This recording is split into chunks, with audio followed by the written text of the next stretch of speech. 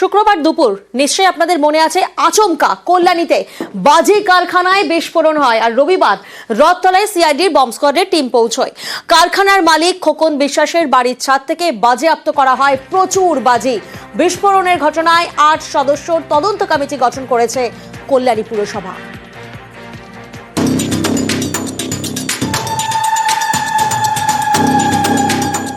শুক্রবার দুপুর কল্যাণীর রথতলায় বাজি কারখানায় ভয়াবহ বিস্ফোরণ হয়, 4 জনের প্রাণ যায়। এই বাজি কারখানার মালিক খোকন বিশ্বাসকে গ্রেপ্তার করে পুলিশ। তার বাড়িতেও মজুদ প্রচুর বাজি।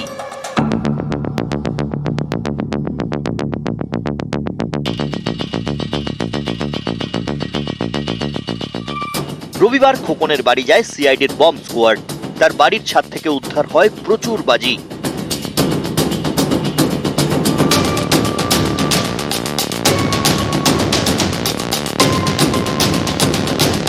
ঘটনাস্থলে যায় দমকল, তারা উদ্ধার হওয়া বাজি ভিজিয়ে দেয়।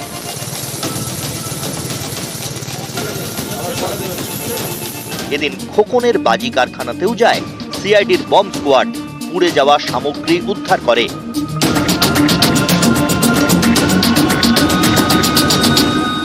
আগের থেকে বন্ধ বা ইয়ে করলে তাহলে মৃত্যুগুলো হতো না। রথতলায় ঘিঞ্জি এলাকা, সেখানেই বাজি তৈরির কারখানা। শুক্রবার এই কারখানায় বিস্ফোরণ হয়, ঝলসে প্রাণ যায় 4 মহিলা কর্মীর। রাতে কারখানার মালিক খোকন বিশ্বাসকে গ্রেপ্তার করে পুলিশ। বাজি কারখানা থেকে কয়েকটা বাড়ির পরেই খোকনের বাড়ি। সেখানে গিয়ে দেখা যায় দরজায় তালা মারা, বাড়ির আশেপাশে রাখা বাজি প্যাক করার বিপুল সরঞ্জাম। শুধু তাই নয়, পরে এই বাড়ির আশপাশ থেকেই অনেক বাজি ও বাজির মশলা বাজেয়াপ্ত করে পুলিশ।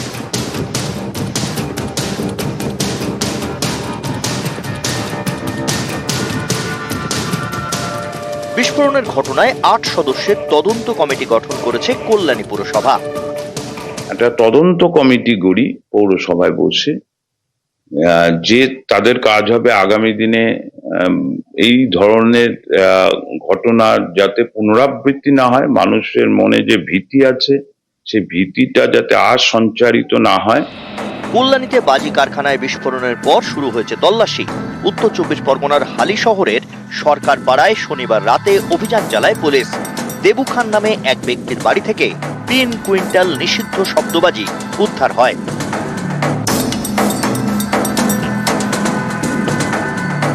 অভিযানের সময় বাড়িতে ছিলেন না দেবু খান। গ্রেপ্তার করা হয় বাড়ির কেয়ারটেকার বিদ্যুৎ হালদারকে। কোথা থেকে এত নিষিদ্ধ শব্দবাজি এলো খতিয়ে দেখছেন তদন্তকারীরা। কল্যাণী থেকে রঞ্জিত সরকার এবং হালিশহর থেকে অরুণ ঘোষ, নিউজ 18 বাংলা।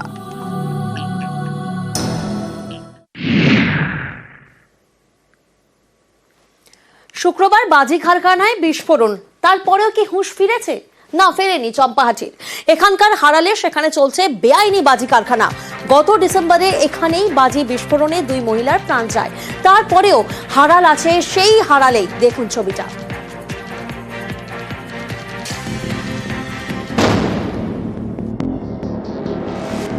বাড়িতেই বাজি তৈরি হচ্ছে, এটাই কারখানা। এখানেই মহিলারা বাজি তৈরি করেন। এ ছবি দক্ষিণ 24 পরগনার চম্পাহাটির হারালের।